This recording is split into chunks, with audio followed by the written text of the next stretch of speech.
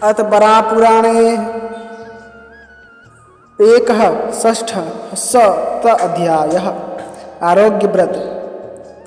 अगस्त्य जी कहते हैं, महाराज अब आरोग्य नामक एक दूसरा परम पवित्र व्रत बताता हूँ जिसके प्रभाव से संपूर्ण पाप भस्म हो जाते हैं। इस व्रत में आदित्य, भास्कर, रवि, भानु, सूर्य, दिवाकर एवं प्रभाकर इन 7 नामों से भगवान सूर्य की विधि पूर्वक पूजा करनी चाहिए। इस व्रत में षष्ठी तिथि के दिन भोजन कर सप्तमी को प्रातःकाल भगवान भास्कर की पूजा करते हुए उपवास करना चाहिए। फिर अष्टमी तिथि को भोजन करें, वही इस व्रत की विधि है। इस प्रकार पूरे 1 वर्ष तक जो भगवान सूर्य की पूजा करता है उसे इस जन्म में आरोग्य, धन तथा धान्य सुलभ हो जाते हैं और परलोक में वह उस पवित्र स्थान पर पहुंचता है जहां जाकर पुनः संसार में जन्म नहीं लेना पड़ता। प्राचीन समय की बात है, अनरण्य नाम के महान प्रतापी राजा थे जिनके बस में संपूर्ण पृथ्वी थी। राजन उन महाभाग नरेश ने यह व्रत किया तथा उस दिन भगवान भास्कर की पूजा भी की, जिसके फलस्वरूप भगवान सूर्य उन पर प्रसन्न हो गए और राजा अनरण्य को उन्होंने उत्तम आरोग्य प्रदान कर दिया। राजा भद्राश्व ने पूछा, राजन आपने राजा के आरोग्य होने की बात कही तो क्या इसके पूर्व वे रोगी थे? भला वे सार्वभौम राजा रोगग्रस्त कैसे हो गए? अगस्त्य जी कहते हैं, राजन राजा अनरण्य चक्रवर्ती सम्राट थे, साथ ही वे अत्यंत रूपवान और एवं यशस्वी भी थे। एक समय की बात है, वे परम पराक्रमी राजा दिव्य मान सरोवर पर गए जहाँ देवताओं का निवास है। वहाँ उन्हें सरोवर के बीच में एक बड़ा सा श्वेत कमल दिखा। उस कमल पर अंगूठे की आकृति के बराबर एक दिव्य पुरुष बैठे थे जिनका शरीर बड़ा तेज पूर्ण था। उनकी 2 भुजाएं थी और वे लाल वस्त्रों से आच्छादित थे।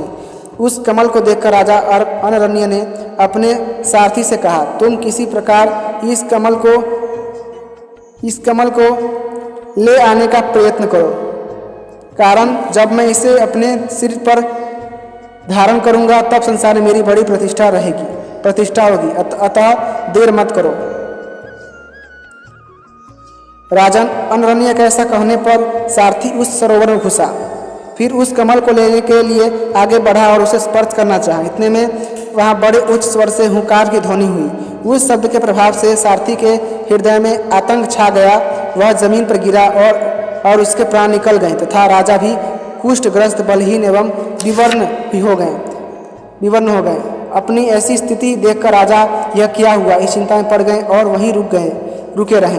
इतने में ही महान तपस्वी ब्रह्मपुत्र बुद्धिमान वशिष्ठ जी वहां आ गए और उन्होंने राजा अनरण्य से पूछा, राजन तुम यहाँ कैसे पहुँचे तथा तुम्हारे शरीर को ऐसी स्थिति कैसे हुई? अब मैं तुम्हारे लिए क्या करूँ यह बताओ।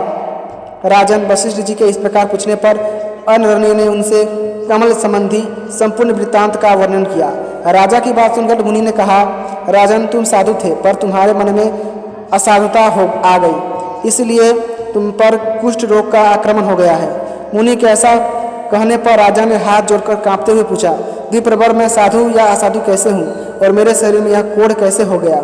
यह सब आप बताने की कृपा करें। वशिष्ठ जी बोले, राजन इस ब्रह्मोद्भव कमल की 3 लोकों में प्रसिद्ध है।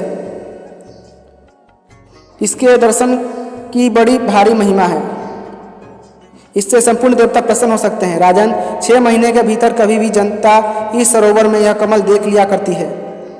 जो मनुष्य केवल इसका दर्शन करके जल में पैर रख देता है उसके संपूर्ण पाप भाग जाते हैं तथा वह पुरुष निर्वाण पद का अधिकारी हो जाता है, क्योंकि जल में दिखने वाली यह ब्रह्मा जी की प्रारंभिक मूर्ति है। इस मूर्ति का दर्शन कर जो जल में प्रवेश करता है उसकी संसार से मुक्ति हो जाती है। राजन तुम्हारा सारथी इस विग्रह को देखकर जल में चला गया और जाने पर उसने इसे लेने की भी चेष्टा की। नरेश इसका कारण यह था कि तुम्हारे मन में लोभ उत्पन्न हो गया था एवं तुम्हारी बुद्धि नष्ट हो चुकी थी। इसी का परिणाम है कि तुम कोढ़ी बन गए हो। तुमने इनका दर्शन कर लिया है जिसके कारण साधु के श्रेणी में आ गए। नरेश साथ ही इस कमल को पाने के लिए तुम्हारे मन में जो मोह उत्पन्न हो गया इस कारण मैंने तुम्हें असाधु कहा। देवताओं का भी कथन है कि मानस सरोवर के ब्रह्मपद्म नामक कमल पर ब्रह्म रूप में भगवान श्री हरि आकर विराजते हैं। उनका दर्शन कर हम उस ब्रह्म पद को पा जाएंगे जहाँ से पुनः संसार में आना नहीं पड़ता है। राजन यही कारण है कि तुम्हारे अंग में कुष्ठ हो गया। इस कमल पर स्वयं भगवान श्री हरि सूर्य का रूप धारण करके विराजते हैं। वस्तुतः विचार किया जाए तो यह सनातन परम ब्रह्म परमात्मा का ही रूप है। मैं इसको अपने सिर पर धारण करूं जिससे मेरी प्रसिद्धि हो जाए। तुमने ऐसी भावना लेकर इसे प्राप्त करने के लिए सारथी को भेजा। यह बेचारा सारथी तो उसी क्षण अपने प्राणों से हाथ धो बैठा और तुम्हारी देह कुष्ठ रोग से व्याप्त हो गई। अतएव महाराज तुम भी यह आरोग्य नामक व्रत करो। इस व्रत के करने से तुम कुष्ठ रोग से छुटकारा पा जाओगे। ऐसा कहकर वशिष्ठ जी राजा के पास से चले गए।